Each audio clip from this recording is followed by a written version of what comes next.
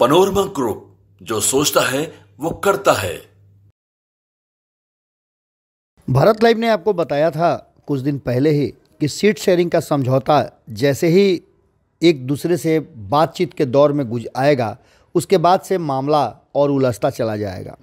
कल आपने सुना होगा कि तेजस्वी यादव ने एक बयान दिया और उन्होंने 2 दिन से लगातार ये बात कही है कि सीट शेयरिंग के समझौता पर आप लोग क्यों, उन्होंने मीडिया को संबोधित करते हुए कहा कि इतना ज़्यादा बात करना चाहते हैं। सीट शेयरिंग का फॉर्मूला हो गया है, उसमें कहीं कोई दिक्कत नहीं है और भीतर भीतर हमने फैसला कर भी लिया होगा, तो आपको बता करके हम क्या करेंगे, वक्त आने दीजिए, सब कुछ बताएंगे।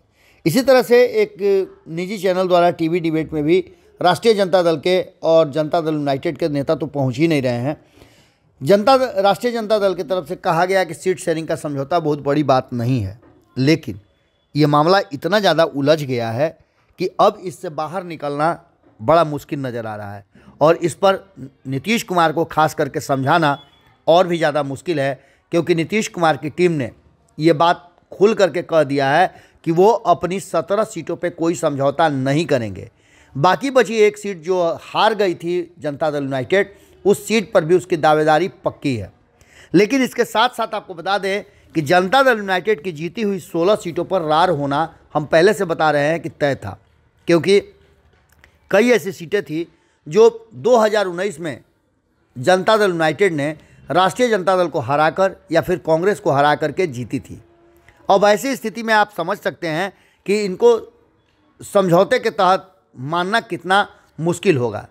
पूरी तरह से इस मामले को लेकर के मामला अटक गया है। कई सीटें हैं जिसमें किसी तरह की कोई समस्या नहीं है, क्योंकि भारतीय जनता पार्टी के साथ जिन सीटों पे महागठबंधन यानी कांग्रेस, राष्ट्रीय जनता दल और वाम दलों की लड़ाई हुई थी 2019 में, वहाँ तो कोई समस्या नहीं है।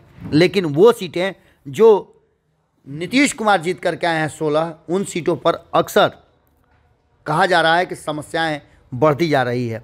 कांग्रेस ने कहीं ना कहीं नीतीश कुमार की जीती हुई सीटों पर उंगली रख करके एक बात तो तय कर दी है कि ये मामला अब उलझने से रोका नहीं जा सकता है और कहीं ना कहीं अगर इसी तरह से सब कुछ चलता रहा, कांग्रेस की जिद इसी तरह से बनी रही, तो सरकार भी जा सकती है।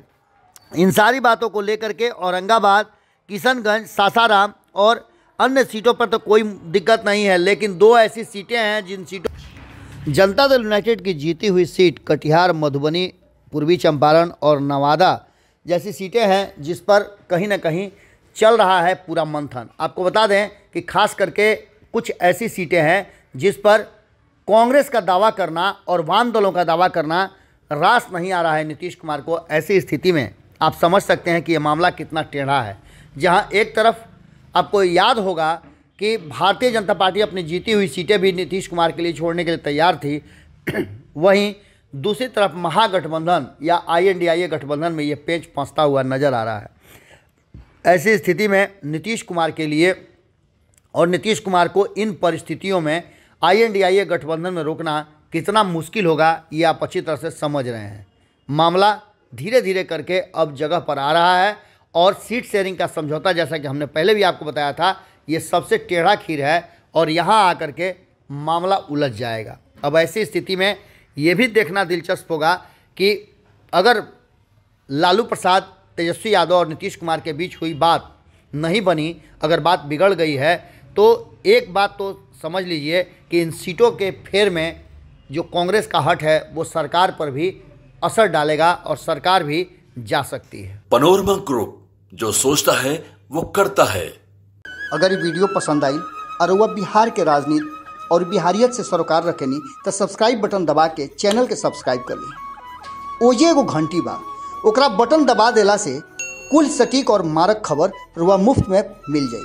अगर रुआ पत्रकारिता के हमनी के नया प्रयोग में सहयोग कर चाहतानी तो ज्वाइन बटन दबा दी।